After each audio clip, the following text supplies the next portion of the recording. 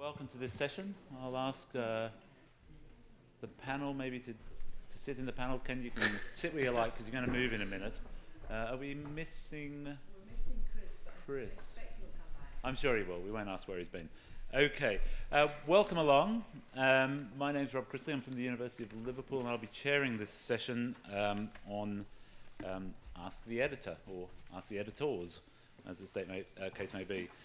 This session is sponsored by Wiley, and they would like me to say that Wiley, as the publisher of the Equine Veterinary Journal and Equine Veterinary Education, is delighted to be sponsoring this session, Ask the Editor.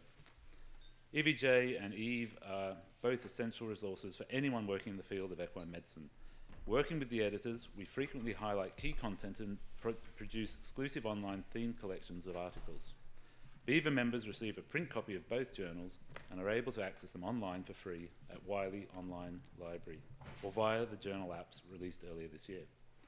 As well as EVJ and EVE, Wiley published several other journals covering a range of disciplines in veterinary medicine, as well as many equine books. You can find out more about these at their website, wiley.com/go/vet. Thank you. And I do need to declare some affiliations. Obviously, I work at the University of Liverpool, and I am the statistical editor at Equine Veterinary Journal. And I'll just very briefly introduce our esteemed panel today. We have Ken Hinchcliff, who's the editor-in-chief of the Journal of Veterinary Internal Medicine. Chris Lamb is associate editor with Veterinary Radiology and Ultrasound. Tim Mair, editor-in-chief of the aforementioned Equine Veterinary Education. Tom Stout is the deputy editor of Equine Veterinary Journal, and Celia Marr is editor-in-chief of the Equine Veterinary Journal. So there's lots of people that you can gain a lot of information from here. Wealth of experience, and I guess the panel has a wealth of experience not only in those editorial roles, but as writers of papers who have been through the process from that side, reviewers of papers as well. So hopefully we're up for an interesting discussion. It's really what we really want to do is give you, the audience, potential to ask questions, seek out answers to some of those things that have been bothering you about publications. I guess perhaps some examples might be good, but hopefully not too personal. I guess so we're really looking for input from the floor, and we'll address things as best we can. And of course, everybody is willing to is welcome to comment and provide their input as well to whoever's question. Can I just ask that when you're speaking, you first state your name, and that if you're making a comment or asking a question, try and limit yourself to just one at a time. You're more than welcome to come back and ask more or say more things, but just try and do it one at a time just to keep things flowing. We're going to use very occasionally, I think, what's it called? Turning point, little handheld things. Has everyone got one of those? Anybody missing one? Who wants one? Okay, so I thought it might be useful to start just by finding out a little bit about you, okay, and your experience of, you can't really read that, experience of publishing clinical research. So we've got 5 statements here, and I just want you to press the number next to, or that corresponds with the statement that best describes you. So I've never published, and I never want to. I've not yet published, but I will soon. I've published, and I find it a bruising experience. I've published, and there's sometimes difficulties, but usually we get through, and I've published, and it's easy, straightforward.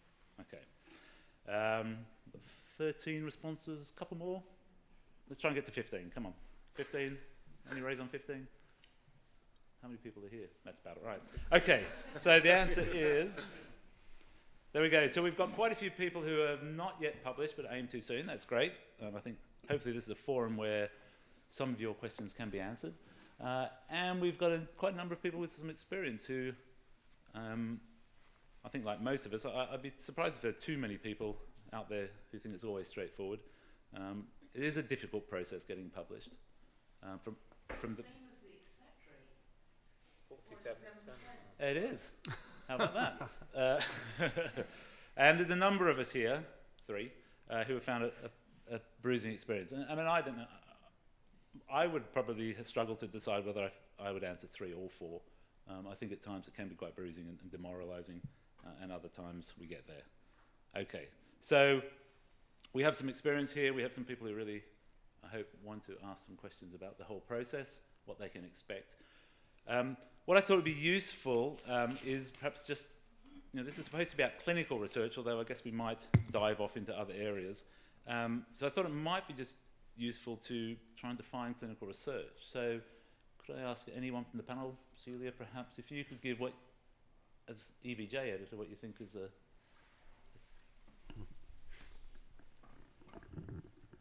I think it's quite hard. It's possibly easier to talk about clinically relevant research. So clinically relevant research might be done at a cell level, a subcellular level, right through to a whole population level. When you use the phrase clinical research, I think it involves naturally occurring disease. Using the clinic floor as the laboratory is a phrase that I haven't heard in a long while, but Joe Mayhew used to use that phrase. And maybe the clinic floor as the laboratory is somewhere the place that questions get generated. But it's hard, yeah. Those are my first thoughts. I'm going to pass it along. And I think that does raise an important distinction, I guess, between research that's useful to the clinician and also those that really derive from the clinical practice. I think some of it is the question you're trying to ask and or answer. So it is more the relevance, and there can be a number of ways of approaching that.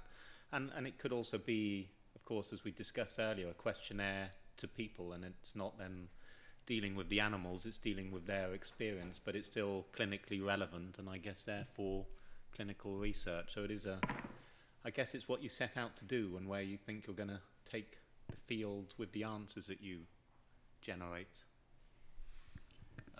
Thanks. I think it depends on your perspective as to whether you're the information user or the information generator. And if you're the information user, then it's information that will help you improve the health or well-being of the animals. That's clinical to me. If you're the generator, it usually refers to where that information is created or sourced. And that, for clinical research, to me, it implies that you're looking at either naturally or perhaps induced disease, but probably much more frequently natural disease in the situation, in a clinical or a real-world situation. So, are you a user or a producer? And it depends. Do we have perhaps anyone to comment from the floor? I mean, I think the aim of this afternoon really is to give people a forum in which to ask questions. So, you can take any of the definitions or nuances of those definitions that you want to, really. So, really, we're interested in research that is of interest to people at BEVA and the sorts of things you might like to hear here. Okay, so, I mean, we've got some things that we can talk about and some issues that we can raise, but again, we'll start, if possible, by seeing if there's any particular issues that anybody wants to raise from the floor. So please feel free to shoot up your hand and bring a topic to our attention. Do we have one? Somebody's going to be brave. Thank you. Thank you, Renata. Renata Weller, Royal Veterinary College. Celia, what was that? What did you just say? so it's going to be about reviewers, I know it is. It is. Well, this is exactly my question. I want to ask the combined expertise, editorial expertise up there, whether you think that the current system of peer review and the reviewing process is sustainable, and if so, how you're going to achieve that. And there's two reasons why I'm asking this. First, from a reviewer's point, it takes me 1 or 2 days to do a thorough review, which obviously I could write a paper myself. And how can I justify that to my employer that I don't do that? Or I could write a grant application, or I could see clinical cases. And the second question, I guess, is how do you ensure that the quality of the review? Because my personal experience is that it has gone downhill a little bit over the last few years. Or maybe you've got more discriminating. Maybe. Okay, so I'm going to start and then I'm going to pass the microphone right down the line. The peer review process started in Scotland during the Scottish Enlightenment. And it has stood the test of time, but I don't think there is any editor or peer reviewer who would say that it is a perfect system. I think it's probably the best of a bad world, but at the end of the day, the usual formula is 2 individuals express an opinion and then maybe 1 or 2 editors action that. And so I think it's very important as editors that we don't regard this as absolutely robust. So we have like most journals, they have an appeals process, and EVJ has an appeals process, and the underlying philosophy is to give people a second chance if they feel that they have reason to believe that the peer reviewers have missed the point or whatever. What authors often don't ask themselves is, well, if the reviewers have missed the point, might that be because you haven't made your point? But anyway, so it's important that we don't regard this as a gold standard, can never be wrong process. The next point, is it justifiable to your employer? Well, it's you scratch my back, I'll scratch yours. You want to publish. The norm in our world is that it involves peer review. If you expect others, and you know as well as I do that peer reviewers get nothing directly, they don't get paid, it can be time consuming, and so forth. So the idea really is it's the community. I submit a paper, you review it, next time you submit a paper, someone else reviews it. And it's also to some extent generational perhaps, but the people who do the best peer reviews, I think studies would suggest, are those in the middle of their career. So the middle people are reviewing the work of the younger people, and those younger people eventually become middle people, and so on and so forth. One comment that you've kind of got me going now. One comment that I've heard from others, which is, oh, I don't publish anymore, so I don't bother peer reviewing. It's like, well, hang on a minute. There was a stage in your life when you published and you didn't review very much. So it's giving back. Yeah, but the balance is a bit unbalanced, because I think everybody in this room probably reviews more paper than they publish, with the exception of Sue probably. But, exactly that. But what you're forgetting is there probably was a phase of your career when you may have published more than you reviewed. So now it's payback time. You're telling me I'm old? My point. You're not as old as me. So there's that element of it. Is it sustainable in the future? I don't know. I mean, one model in, I think, disciplines like mathematics and physics is the open review. Yeah. And that is something that has yet to be adopted in veterinary medicine, but that might be a process. Just before I shut up and allow someone else the microphone, the quality of reviewing. When I started as editor, I thought, okay, the first thing is we must get more resources for our reviewers. We must improve the quality. And the truth is, 4 years have elapsed, and I've finally got around to putting up one A4 sheet. It's definitely an aspiration. I think for an individual journal to do it probably isn't the answer, and we need to make collective efforts.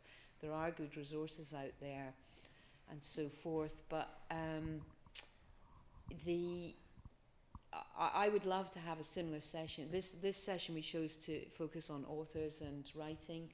I would love to have a similar session perhaps sometime in the future, maybe at BEVA, maybe at some other convention, where we could delve into peer review. And I'm aware that I think hasn't ACVM relatively recently had review, or maybe ACVS. So you do see it in other conferences, and so I think it's a reiterative process.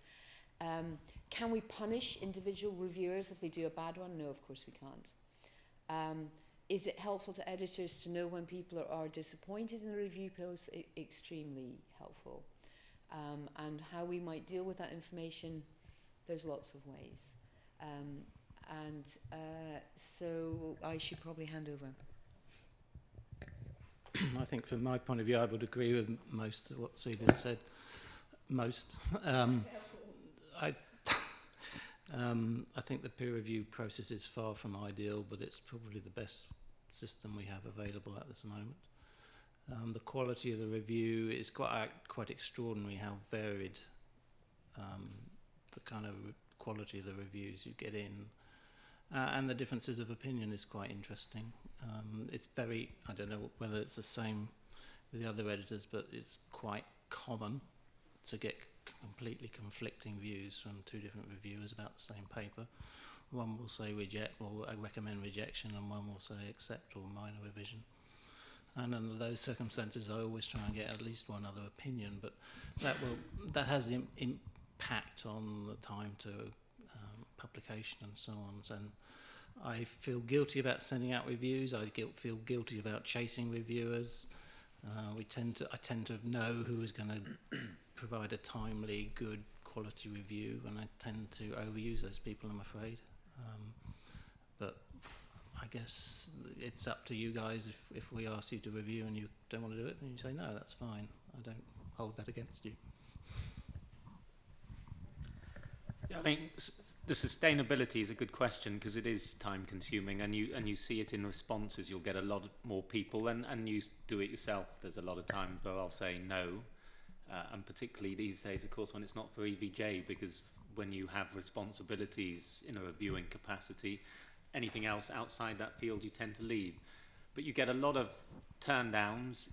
I think there is sometimes a correlation with the paper. If they look at the abstract and they don't like it, they're also more likely to say no, and it delays the whole process. And so where you get complaints that it took ages, it's because we had to ask 6 reviewers, and one, it can be a bad abstract or a bad paper, and 2, it can be the beginning of the summer holidays. And it sounds really stupid, but behaviour is that people deliver their papers just before the holiday because it's, wow, and now I'm going away and I've got it all finished, and everyone else is going away, so no one wants to review it.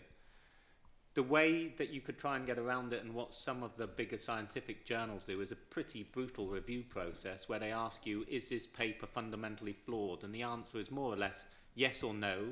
And if you've got one yes, they're probably not even going to look at it. And there is very little comment. So it's quick, it's easy, you get very little feedback. So I think all the journals here give through the reviewers, we get a lot of feedback. And I agree with what everyone else said. There's a huge amount. I don't know what you call quality. Sometimes a short, sharp, snappy review can be high quality. So a two-liner can be a fantastic review because they really hit at the point and say, it cannot be published, or I don't recommend because of this. And that's it. And that can sometimes be better than 4 pages detailing every tiny little fault. So quality isn't the same as quantity in a review. And most of them are trying to help. And you do get the option to have preferred, non-preferred. So if you really think someone has a conflict with you and are going to reject your paper, you can flag them up as non-preferred. Becomes difficult when you have 10 non-preferred listed, because then which happens. Don't put the editors as non-preferred. I'm afraid you don't get to choose them. But I agree with the others that, quality of information anyway with the internet is a big issue, because you can publish anything you like now because you put it in Wikipedia, and there's no control over whether it is true. And peer review isn't perfect. You see, all the big scientific journals have had major issues with whatever fraud, plagiarism, things which are downright wrong and have had to be retracted, and sometimes retracted 5 years later. So it's not perfect, but it serves a useful purpose, I think. I think it's actually amusing that you mentioned Wikipedia, because there is actually a Nature paper on how Wikipedia compares to some very well-known encyclopedic books, and they're actually doing pretty good. So Wikipedia. Don't knock it. I mean, I guess at least it does have the advantage that people can get back and change it again. But you can put in what you like and you can mess it around, and you need to be careful about believing it's gospel. That's the same as all research, but at least you know someone else has looked. Okay. Yeah.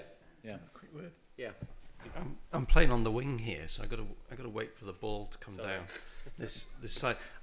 Your question seems a long time ago, Renata, but it was along the lines of, should you continue to review? No, it was about the sustainability. Is it sustainable?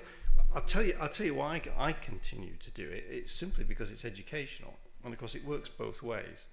I find it really interesting to receive a manuscript and have to make up my mind about it, and very often I'll have to kind of unpack what I've been presented with and get down to the nitty-gritty of, what's the aim of this, and do the methods really address that aim, and are the conclusions valid? You know, and of course, having gone through that and produced a report that I tried to make balanced and to emphasise those big things rather than the piddly little typo details, then I'm hoping that it's educational back to the authors as well, many of whom, you know, in the general scheme of things, tend to be residents, sometimes producing their first paper, and who need guidance because God knows they haven't got it from their supervisor. I don't know that there's much left to say. It's not a perfect process, but it's the best we've got. It is sustainable because, you know, while we might occasionally struggle to find reviewers, every paper that's published in the journals that are represented here has been reviewed by at least 2 people. Renata, I'd say if you're spending 2 days doing a review, you're spending way too much time. I think that the first pass on an article should probably not take anybody more than an hour or a couple of hours, because the key question is there a fatal flaw? And if there is, you don't go any further, you stop. Now we try and give at JVIM give that explicit instruction to reviewers, and everybody ignores it. They say it's fatally flawed, and then they give us a longer review. So I think being judicious with the time of the I think we need to be respectful of what we ask reviewers to do, and reviewers also need to think about, well, how much time do I really need to put into this? And I quite honestly sometimes groan when I see the 4-page review come back in of 100 dot points, because that's excessive. That's not needed. Let us do the copy editing. Just tell us whether this paper is fundamentally okay, and if it's fundamentally okay, what needs to be improved, but don't go into too much detail. So I applaud your effort, but counsel you not to put that much effort into it. Okay, great. I did read recently that apparently about 20% of Wikipedia is written by computer algorithms, not people. Really? So there you go. Where did you read that, at Google? No, it was in one of the newspapers, which is probably wrong then. Okay, we've got a question here. Richard Piercy from the Royal Veterinary College. Actually, it's a question that relates to the previous discussion. Celia, Equine Veterinary Journal has moved to blinded review for both the reviewers and authors, and I'd be interested to hear your comments about how that process has improved the journal, if it has, and also the other editors' comments about whether they've considered that for their journal, and if not, why not? Okay, I'm going to try to be diplomatic here, but when I took over as editor, one of the first things I did was go to the AAP Congress, and I spoke to a number of different people there about their impression of EVJ. And how can I put this? The further you got from Newmarket, the more concern was raised that possibly there was some sort of gradient Bias. Gradient bias. And and it's true actually, and it's very difficult for me actually. If you look at a lot of EVJ is fairly racehorse orientated, and it's hard for me to see that, because for all that I like to go on about being from Scotland and so forth, that is the world in which I live, you know, it's right there all around me. So I think it can be hard to see that. So I thought maybe it's more perception than reality. We all know that you can guess in small fields. You may have been at conferences and seen the abstracts submitted and so forth. But that was the motivation. We had a few hiccups getting it going. The office staff had a lot of concerns. The way that it works is that basically the papers come in, they're screened by office staff. If they notice blinding mistakes, they send them back. But if it comes back a second time without some still things left, we think, well, we gave the authors a chance, they obviously don't care about it, we proceed on. So we try not to let it become a delaying factor. Sometimes reviewers say to me, you know what, I know who's written this, what should I do? I tend to take a view, it's on a case-by-case basis.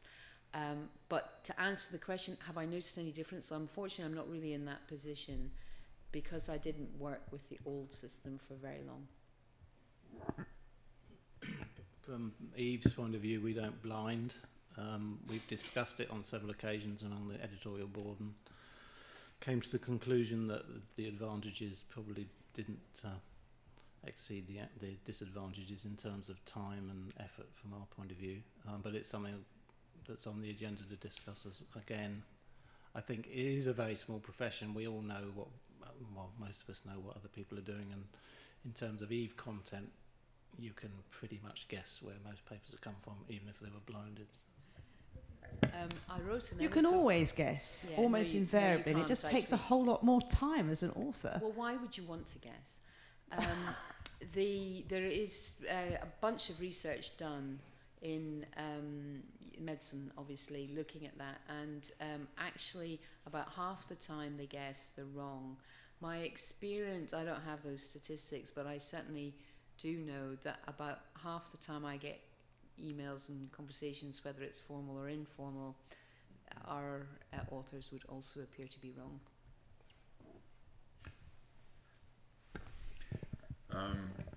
At JVIM, Steve Debart and I talk about this every year, and we talk about it with the editorial board, and we decide not to do it, partly because, for the reasons that have been discussed that Tim pointed out, we don't see the benefit in it.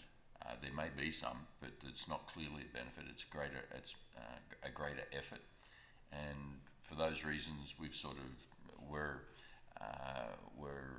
agnostic about it. So because we're agnostic, we're not going to change for the time being. When there's good evidence that it improves the outcome, then we'll do it. And when you say it's a greater effort, Ken, is that predominantly within the editorial part of the journal or elsewhere? Well, for both authors, having had several manuscripts submitted through EVJ recently, you have to go through and be quite careful. If you want to be ensure that you're blinded, that the reviewers are blinded, you have to be quite careful about it.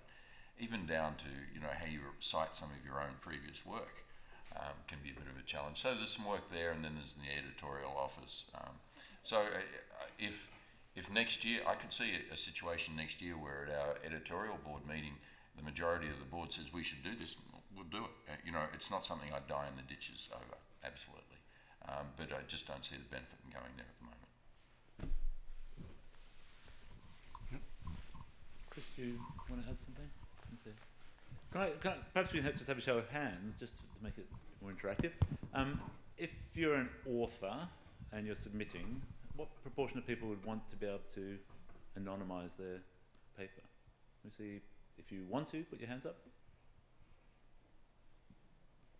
Okay, and if you don't want to, put your hand up. None of you are in North America. Okay. But the same would apply submitting to a journal in North America, because I don't fundamentally think it makes any difference, because if you're familiar with the field, the reviewer knows who you are, and I don't really think it makes any difference. I think I was trying to be different. I think it was an EVJ specific problem, and maybe in a little while we won't feel it's a problem anymore. Can I comment on that? I mean, as part of the study design and data analysis board, many people on that are kind of removed from the day-to-day. We are quite different, and more often than not, I don't know who it is. I will admit my ignorance. And as a reviewer, I actually kind of prefer that. I don't want to be wondering whether I'm being biased by knowing that such and such works there and they're fantastic, or this has been done in practice and maybe there's some issues or something like that. I mean, I think that's a good point, and where Celia was saying earlier, a lot of the better reviewers are younger. They may not know everyone, or they will know them, but they might not know it's their work unless the name and the institute is set. So reviewers may feel less intimidated, or will be more likely to give an honest opinion. So I mean, I've certainly been in conversations where somebody says, and this is not about reviewing a paper, this is just a general conversation, that, well, so-and-so is an author on this paper, therefore it must be right. And I'm going to say I think that's a very flawed argument. I'm going to probably say something I'm going to regret now, but we do have a plan to do a user survey and try to evaluate just these sort of issues. And as I've indicated, the decision to blind came out of informal canvassing of opinion. Maybe if we can start canvassing a little bit more formally, we might, nothing is set in stone. I tried to give that impression in my talk about ethics. We might change, but I'm not inclined to change today. Sue, one more question. I'd just like to kind of raise for discussion a philosophical point about reviewing, of which I do quite a lot. And I always have the philosophy that people have put a lot of effort into preparing something which they think is good. And I, as a reviewer, if there's a fatal flaw, yes, I want to identify that and say this is a fatal flaw, reject it without spending too much time. But a lot of papers are not like that, but they do require a lot of work. But I would always have the philosophy, I would like to try to help the people to get to the stage when it is published. And I get the impression from some of the other reviews that I read, when I've reviewed a paper and one or two other people have read it, that many other reviewers don't have that same philosophy in terms of trying to get to the end point with the papers. Or they get bored partway through and they're pissed off because some of their comments weren't dealt with, and then they go into really negative mode. And I just wonder if we should be developing some form of guidelines in terms of the philosophy about what we're trying to achieve through reviewing. Discuss. Okay, I can start off. We have guidelines for reviewers. I doubt they're ever read. I honestly doubt they ever read. That's, I shouldn't say they're never read, but we don't see consistent evidence that the reviewers for JVIM actually read the instructions for reviewers before they do review their article. So I think it's we're dealing with people who recognise the point. I recognise your point, and that comes down to the variable quality of the review. Some people obviously invest a lot of time and effort and goodwill in it. Others come to it with their own agenda. Others, they're busy. The kids need to be taken to football, and I've got half an hour to do this review. I'll get it out today, sort of thing. So there's all sorts of things in life that come back, and especially when it's anonymous to the authors. So the reviewer, the only people who know that Ken Hinchcliff's an awful reviewer are the few editors who send me papers to review. So my department chairman, my boss, is never going to know that I'm an awful reviewer. So there's really no consequences to how you do a review. A rambling series of thoughts, which reflects my perspective that we're just dealing with people, and as with all people, there's going to be populations of people. There's going to be a variety of responses. One tiny point. There is one potential consequence, at least for EVJ. Bad reviewers get flagged up as not to be used. So the potential consequence, if they're obviously unfair, or they, there can be other reasons that they don't respond for 6 months, or they come up with something which has obviously taken no effort, they haven't read it, and they've just put a one-liner in, then you would flag them up as do not use this person ever again.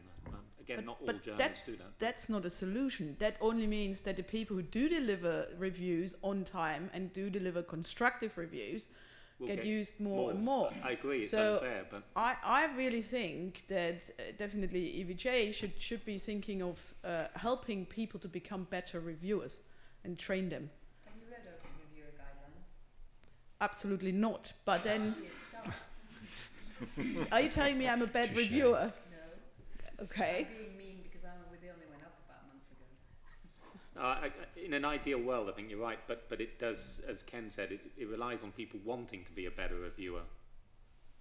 But there is definitely a need for some similar events to this. But And I guess maybe your original point, what are the incentives to a reviewer, apart from it can be interesting to read, to be one of the first people to read someone else's work? or educational or altruistic, but are there other incentives, and could you build in incentives? Indirectly or directly, there aren't any. No, there are not any, but coming back to your comment, I have one advantage over many other people, and I know several people in the room have the same advantage. I have training in research. I've gone through a PhD program, which obviously inherently trains you to produce research, write it up, and also critically evaluate it. Sure. We are using clinicians who don't have that advantage. So I think it's unfair to expect from those people to have inherently, I don't know, from, you know, it came down from the sky to have that skill, because it is a skill. And I would hate to lose those people, because obviously they, in a way, are also the target audience, or if you want to put it that way. So I really think to just write guidelines and say, read those guidelines and we'll be able to do it, I mean, that's just naive. I wouldn't agree. I don't think it's naive. I think the guidelines, and I haven't read your guidelines yet, Celia, but I haven't reviewed for you recently. Hint, hint. The guidelines that we provide step people through it, and if they follow those through, then that provides the skeleton for how to do a review. Now, not everybody's trained, has done a PhD or has done a residency where they've actually sat through journal clubs and heard articles discussed and dissected in detail. But working through those is a good start. I think these sorts of forums where we could talk about what constitutes a good review and what doesn't would be really important, are really important. But the start is, it's like cooking, read the recipe, and that'll help you make a good cake.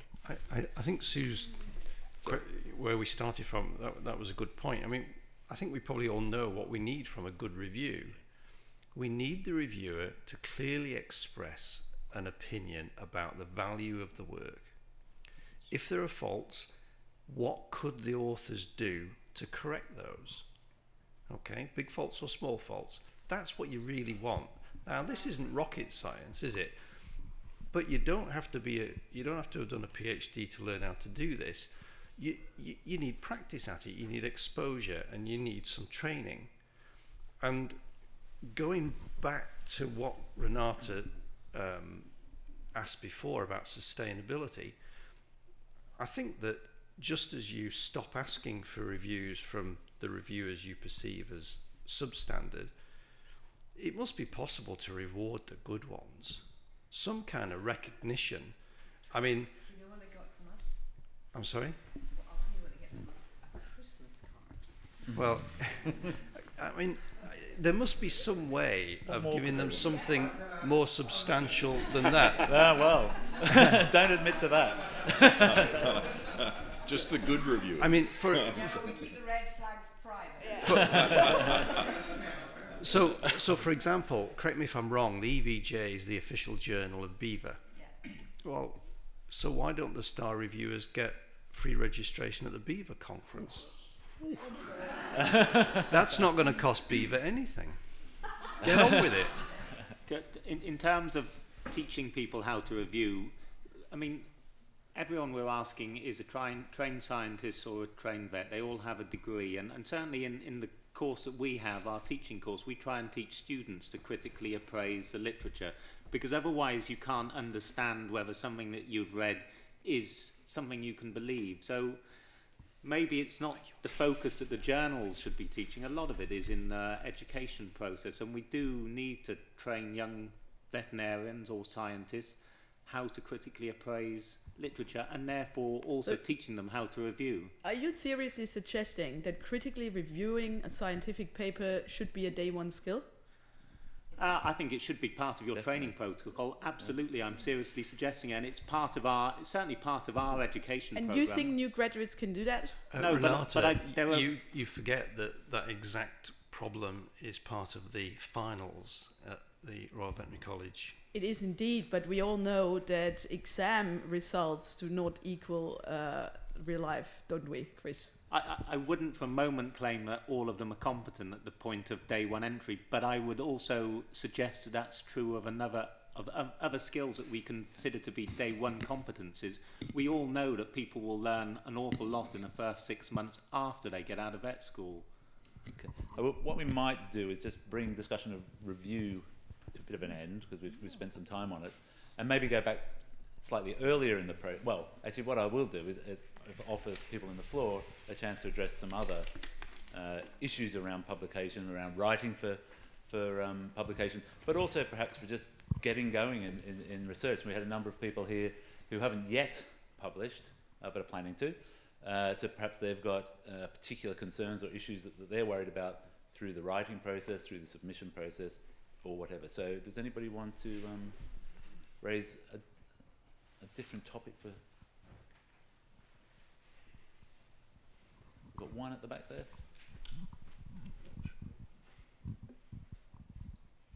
Hi, I'm Poppy. I'm a student, finally a student. I've got a question about case reports, because at school we are told that even as first opinion vets, we have, and we should and we can contribute to science by publishing case reports. One example this morning drew my attention in a lecture where it was about corticosteroid-induced laminitis, which is something that we would expect a lot of cases should be reported, and there was only 3. So I'm asking, as a potential future first opinion vet, if I have an interesting case I want to report, what would the approach be? And how do you as reviewers view case reports, even if it's a couple or even maybe a single case? Thank you. I think that's a really good question, and a really topical one, an important one. And I guess the spread of the editors here might have differing views from their perspective. So I'll hand over to Ken, and I don't know if you want to use your slides or not. We could, sorry? Yes, I'm being told to. Okay. Got a couple of slides on this. Okay, over to you. I think it just should run on. That was, no. We would have. So probably your question is a really good one, because it really gets to the importance of what you're publishing or what you want to publish. And we've had some private conversations around these, and there's a couple of things to think about here, and I've just got a couple of prepared slides. And one of the things is that most veterinary articles are not cited, so really, does anybody care about those? So let's answer that question. So we're going to use those little Turn-It-In buttons, and if you'd put them in your right hand, and what I'm going to ask you to do is raise your right hand if you've read an article in the last year. Okay, thank you. That looks to me like about 24. And I'd ask you to raise, again with the Turn-It-In button in your hand, raise your hand if you have cited an article in the last year. Oh, that didn't do quite the result that I was expecting. So we'll just ignore that. You weren't quite, so you're all authors, so that's probably the case. So a lot of you did. So that was, the majority of people had read more articles than they'd cited. And the reason I'm getting to that is, well, what makes it important? And what's important, I think, is that when is work read? So we're writing because we want people to read what we're saying. If they happen to cite it further on, well, your department chair would probably be happy about that. But really, aren't you more interested, aren't we more interested as authors in the fact that people are reading? And I think the actually citation rates are probably anachronistic, and that over the next few years we'll see that people moving away from them. We're already seeing that. And actually what will be used in promotion documents and things like that will be downloads. And how many times was my article read? This is what was the downloads for 2013 for the Journal of Vet Internal Medicine. Now, you know, we publish for all the sort of companion animal species of domestic animals. So there's not a lot of horse-related articles there. But you can see the sort of things that people read. And those are, what, almost 8,000 downloads.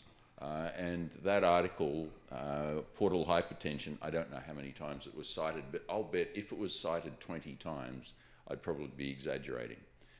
So what people read is not necessarily what they cite. In the top 100 articles that are downloaded for JVIM last year, there were no case reports. We published about 200 articles last year, 13 of them were case reports. So, you know, case reports, you'd expect them to be in the top 100, and they're not. So, and these are the sort of download numbers that we're looking at.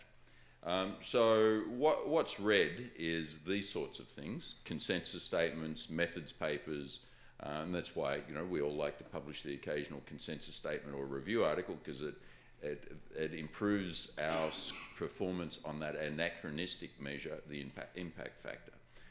So these are the sorts of things that are really read. But you know what? So then I pulled out case reports and whether they're downloaded. And these are the case reports that we published in 2013 that have been downloaded up until last Friday, I think it was. And even though we're saying, they're not in the top 100, almost 500 people read that article, downloaded that article on identification and surgical ligation of an aortic pulmonary vascular malformation in something or other dogs. So people are interested in these sort of things. So they are read. You know, if you go down and look about 4 or 5 from the bottom, disease remission in a horse with EHV5 associated lymphoma. I don't remember who the authors were. Perhaps they're in the room. And I remember when that came across my desk, I thought, oh, gee, you know, is this something that we should publish? Not. Well, it was associated with the administration of an antiviral drug. I can't remember. It was probably acyclovir. Antiviral drug. I thought, oh yeah, maybe. Well, look at this.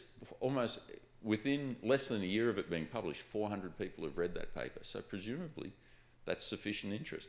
So I've advocated strongly in JVIM board meetings that we really reduce the number of case reports that we're publishing.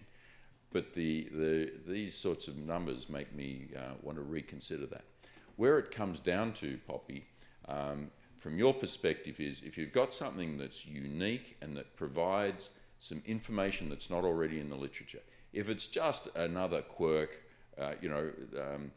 right dorsal colitis in a zebra, well, we don't really care, because that's probably, you know, that's to be expected. But if it's something really unusual and novel, you give a horse with EHV5 associated lymphoma acyclovir and they can get better, that suddenly becomes pretty interesting. And it doesn't prove things, but it certainly provides some input. So, you know, I think I'll be quiet after this slide, but what makes it relevant is that it's actually relevant. The question pertinent is it's relevant to a wider audience. The science, or at least the observation of the sound, is sound, and that it's likely to be something that people will use, that there's some external validity about it. So right dorsal colitis in a zebra with being given phenylbutazone, nobody's really not going to change things. Maybe giving acyclovir to treat herpes virus in lymphoma in horses might be something we can look at in the future. I remember Peter Rosdale saying once that and this was, we're talking about what you reject or not, he said he didn't want to be the person who rejected the paper on aspirin's effect on platelet function. This was in people, because that paper was rejected a number of times in the human literature before it was finally published. Sentinel paper, absolutely sentinel paper. You don't want to reject the sentinel paper. Not that they're going to be case reports. So anyway, I think I'll stop there on case reports.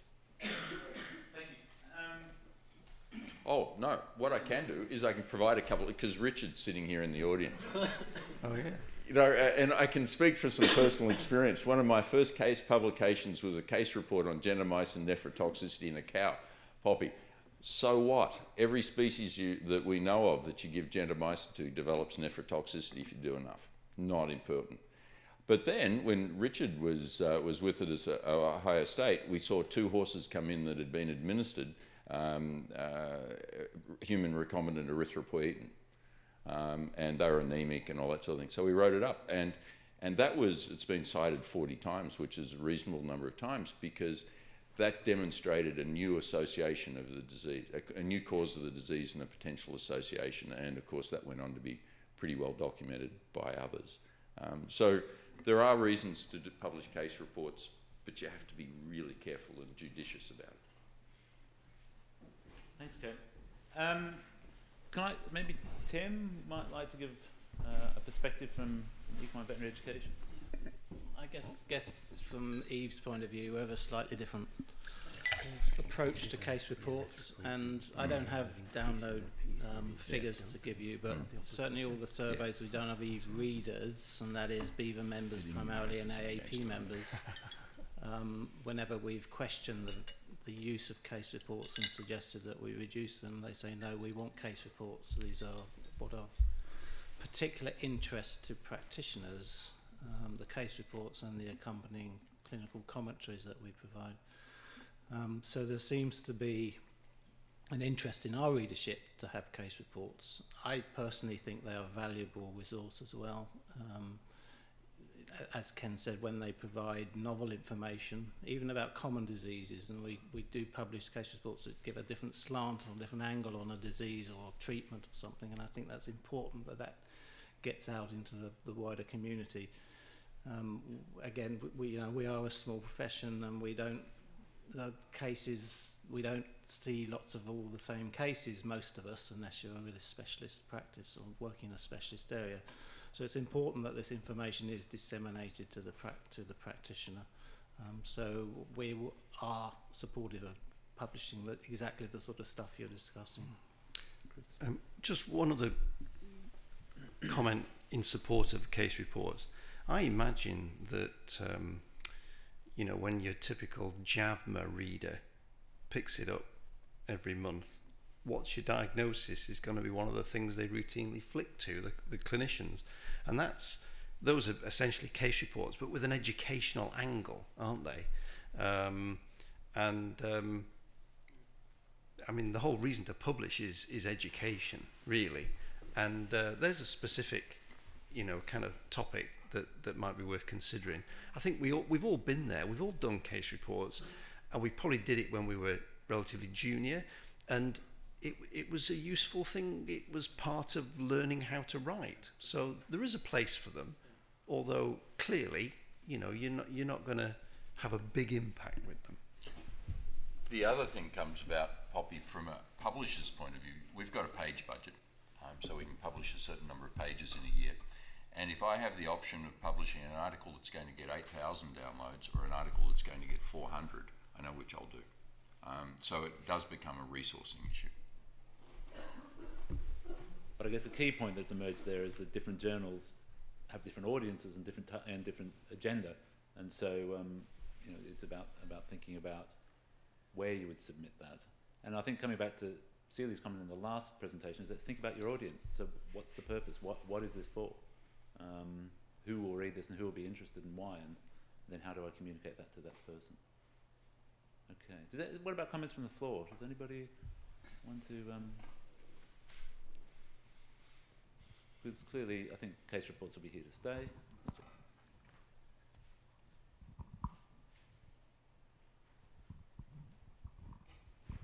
Just one comment, really. I mean, I remember when I was starting out in my career, there's no doubt that I found reading case reports very much easier. And as a result, I read them and I understood because it was what I was used to doing on a clinical basis every day. And as I've become more experienced and now obviously I'm in academia, I can understand some of the other papers that are published. So I think very, very much it's a case of the readership that is looking at it and also relative experience of the reader. Yeah, absolutely. Getch. I'm Getch from the Donkey Sanctuary. I think, from the discussion what we had so far, I think it seems for me that it is actually limited, maybe only to UK or maybe other developed countries, because a country where I came from, Ethiopia, such clinical cases are really vital and very important because we are not exposed, or our students are not exposed. But if they get such resources out there for them, it is really very, very important. I think we have to see from a worldwide perspective, not restrict ourselves. Their valuability, they are quite invaluable. Quick comment. Earlier in the session, Celia, when she was speaking, referred to the fact that quality of English can be an inhibiting factor in getting papers published. There's some other evidence on this. I know of at least 2 studies that have demonstrated that if you compare where papers come from, if papers submitted, manuscripts submitted from non-primary English-speaking countries do not suffer a higher rate of rejection because of poor standard of English, except for China, apparently, in one study. But for my journal, Vet Radiology, that's not a factor. So I guess I just thought that may be relevant. You know, you're looking at the worldwide perspective. Authors from non-primary English-speaking countries might assume that they've got an extra hurdle. Well, the evidence isn't that there is an extra hurdle. Midge, was there did I see you raise a hand? Melissa from the Brook. I was just going to second what Getch was saying about thinking about vets working in developing countries. I'll just say that a couple of our vets from India last year managed to get a couple of case reports accepted to be presented at Voorjaarsdagen in Amsterdam. And the benefits they got from actually having the opportunity to write up their case in a format for Voorjaarsdagen and present it and then get questioned about it by a very European / American-centric vet audience was amazing. So if there's opportunities for those kind of case studies to get into something like EVJ, yes, we appreciate that the audience is somewhat limited because, you know, someone who works in Newmarket's going to look at a case in Delhi and go, you know, what's that got to do with me? But for their benefit, bringing them on as, you know, evidence-based clinicians later on, the benefits are huge. So I would just, you know, second that or leave that as a thought for other people later on, because they're the vets. You know, our vets in this country need to learn how to do evidence-based medicine, but boy, the vets in the developing countries, they don't get taught in an evidence-based way. So bringing them on to understand how that works is a massive challenge. So, you know, the more chances they get to do that, the better, really.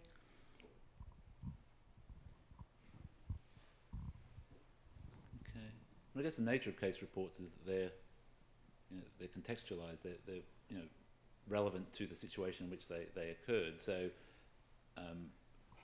you know, for example, for the Ethiopian context, seeing cases where not only maybe the causes are different of a particular disease, but the resources available to manage a particular disease might be different. So it actually does potentially present an interesting case scenario. Finding that the journal that will accept it, you know, it doesn't. It certainly means it may have a considerable value, but you know, you need to find the right journal for that perspective as well. There are more and more case report journals coming on. Absolutely. That's one. Wiley's got a new one. So I think we're going to find actually more opportunities for case reports rather than fewer. So which absolutely. So I think, you know, that could be a really positive thing. Okay. Any other areas that we want to delve into from the floor?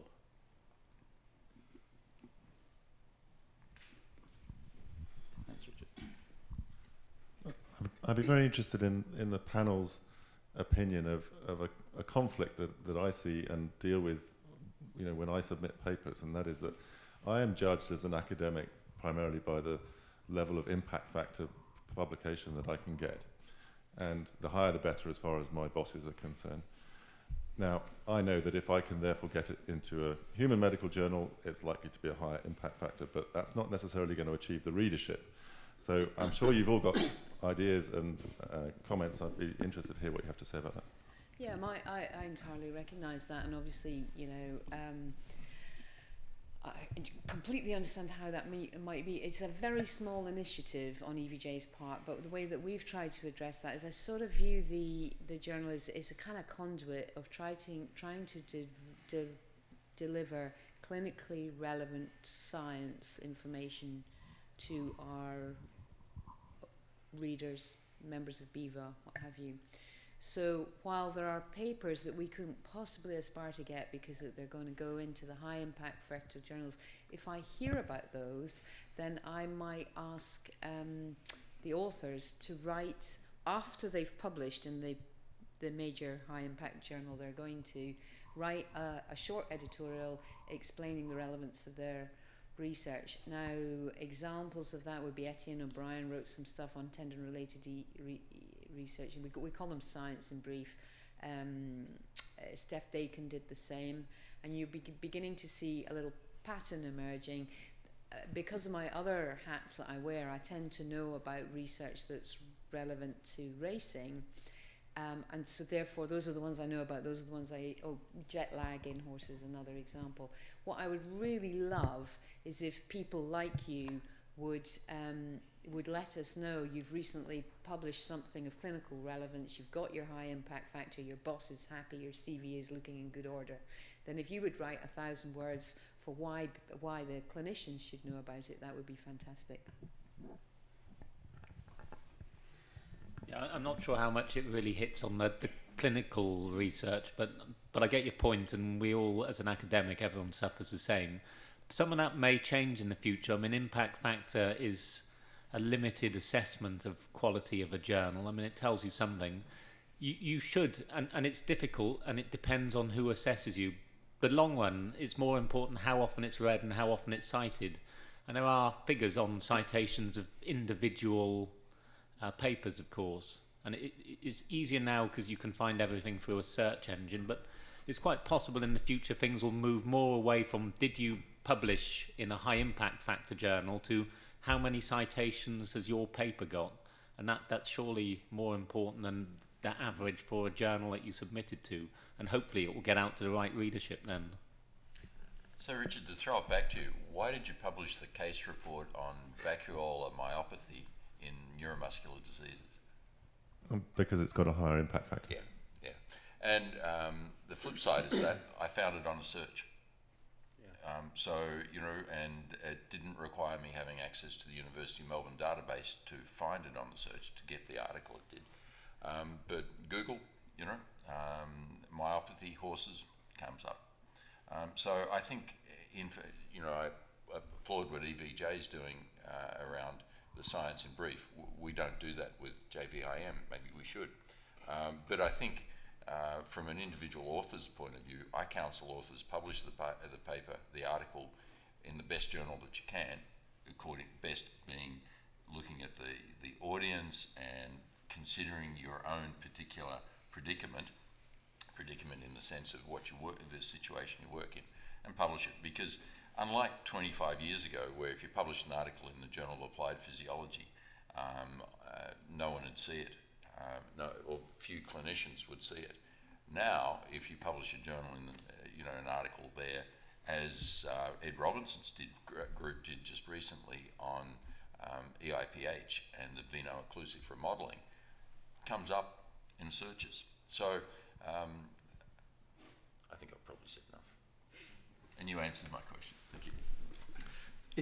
It's an interesting question because, it comes from the impact factor.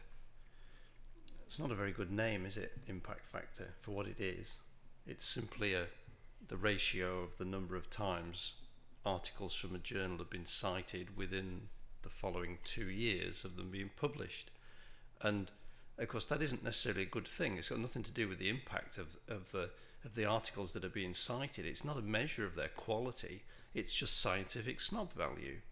And if promotions committees and your boss, Richard, really care about that, then I sympathise. But it's ridiculous. We have the same boss. It's so but it's never bugged me about impact factor, right? And it's so easy. Don't be rude. It's so easy to find examples of papers that have been downright destructive, but they've been cited thousands of times and boosted the impact factor of the journals that should never have published them in the first place. I was just as an illustration of that. The first time I was looking at the data I was given by Wiley on the number of citations in EVJ in the last year and so forth. I was looking at a paper that was reasonably high up the list, and I thought, blimey, why on earth has that one got great citations? It's been trashed by everybody. And as the words came out of my mouth, loads of people were citing it, in which they were criticising it. So the citations are what they are, but that's the story. Okay. Anybody want to take that topic a little further? We've got just a few moments left, so if anybody has that burning question that they really did hope that somebody would raise, now's the time to do it.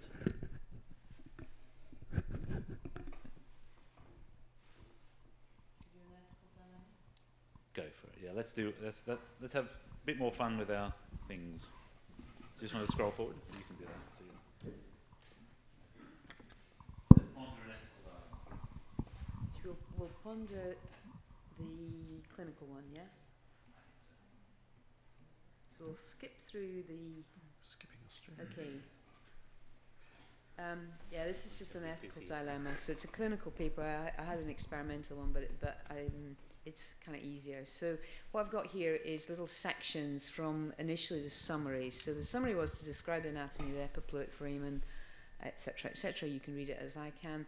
They had two elements, a cadaver study and a laparoscopy. They had 32 horses in their cadaver study, and they had there's laparoscopic images from 6 horses, and they concluded various things. So that's the summary. We have to go to the methods to find out a little bit more. So the laparoscopy, which I see I can't spell, really they got that from 6 clinical cases undergoing ovarectomy or cryptorchectomy. So as far as I can understand, and from a medical point of view, looking backwards in the horse, and then they sedated them, they put analgesia in there, they did infiltration, and while the local anaesthetic was taking effect, they swung the laparoscope round and looked forwards. And this is the information that we were given in our thing about, the question that we asked at the time, which I have had to change because it's not a very good question, but we'd had one big question essentially asking about the ethical and, the ethical review and so forth. So I guess I would ask you, what do you think the issues are here that might have troubled the editors?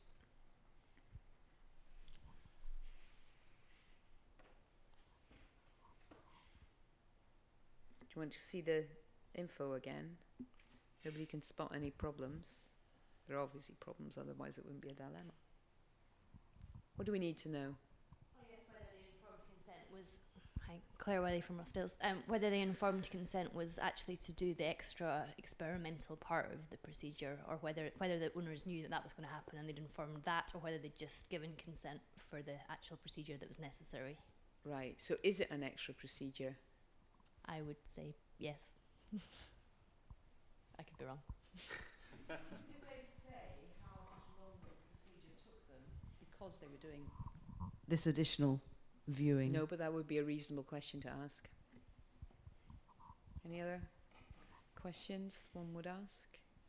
And is there a greater morbidity around the incision site, having directed the laparoscope in more than one direction? Again, because all 6 horses in the study underwent the same procedure, there was no comparison, but I think, to be fair, they did say in the results that they noticed no problems over what they would have expected anyway. But yeah, complications, side effects would have been an important point.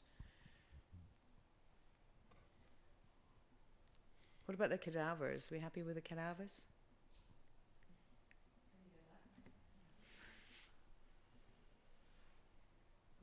Yeah, this is pretty much all we know about the cadavers. So their horses subjected to euthanasia unrelated.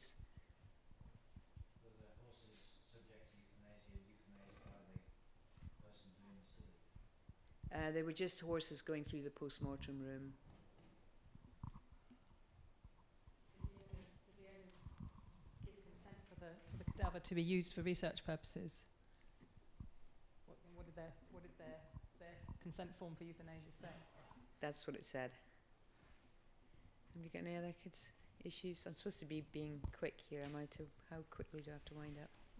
I feel like I'm dragging out of you, but yeah, you've all sort of hit on all of the issues really.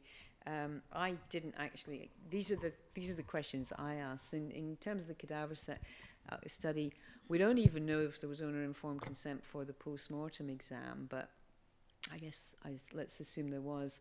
But if there was consent for post-mortem, some people would say that you should have specifically asked for additional consent because the body was being used in research.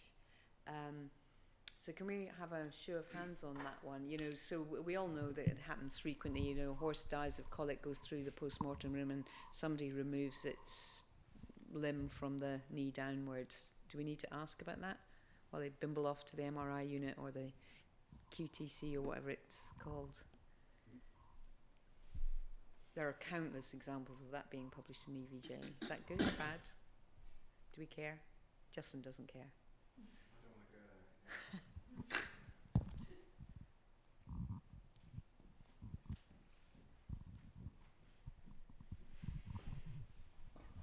Where I come from, Finland, we can't take any parts if we haven't had the consent from the owners. So we always ask them if the horse just comes for like euthanasia, nothing like other problems with the horse. We always ask them if they want to consent that the horse may be used in research or teaching purposes, and only those carcasses can we use. But then when they have consent to that, they consent the whole horse, so we can take any parts of the horse for any study or anything. But if they just consent for pathology, or if they don't consent to anything, then we will not use them, any part of them. Yeah. I think it would be true to say it probably varies from institution to institution and practice to practice at the moment in the UK, but this is the sort of scenario where I think perhaps an opt-out might help us. So obviously I think we probably all agree that there should have been consent for the post-mortem exam. Anyone going to argue with me over that? But perhaps it would have been helpful if the owners had had at least some inkling that tissues might be saved for research and teaching purposes, or I think the Animal Health Trust uses an opt-out in that scenario, but I don't know that everybody does. But, you know, when I was talking about opt-outs earlier, this is perhaps something that we could in future see opt-outs being used, or maybe we should raise a standard even further and say, unless we're in the situation that you are, we're not interested. But so that's the cadaver bit. The laparoscopy, I think, you know, Claire kind of got straight to the point, really. The first thing we've got to debate is this actually an additional experimental procedure? Does this come under in what we would call, you know, under the Home Office regulations or not? And I actually did ask a Home Office inspector, and as you might guess, I got a long answer, but of course, you know, they're not going to give you a yes or no type answer, and it basically boiled down to,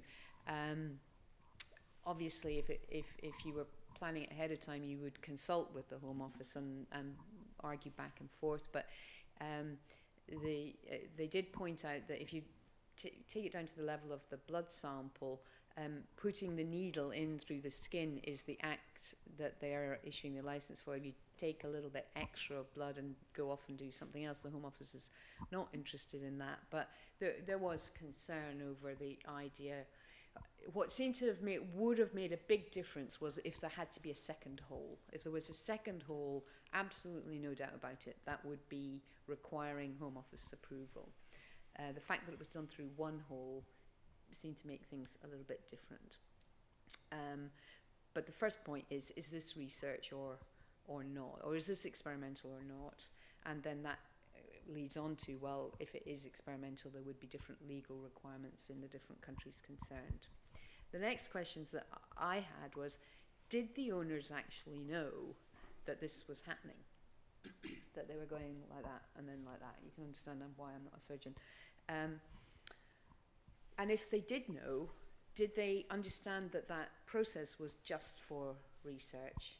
And finally, I was asking what the Institutional Ethical Committee's view is. I'm not going to give you all the nuances of it. I can tell you it was published in EVJ and is currently available on Early View. It wasn't performed in the UK, and we did establish that all the legal requirements and so forth were in place. I think that's all I'm going to say. Does anyone have any more questions about that little dilemma? No. Good. Thank you very much. So we've just slightly gone over 5 o'clock, which was our finishing time. So I guess I will draw the session to a close. Thank you all very much for your attendance and your participation, and thank our panel for their excellent contributions as well. We had a lot of slides prepared, as you saw, but we were hoping we wouldn't need to use them, and really we didn't, which is fantastic. So thank you all very much. Okay.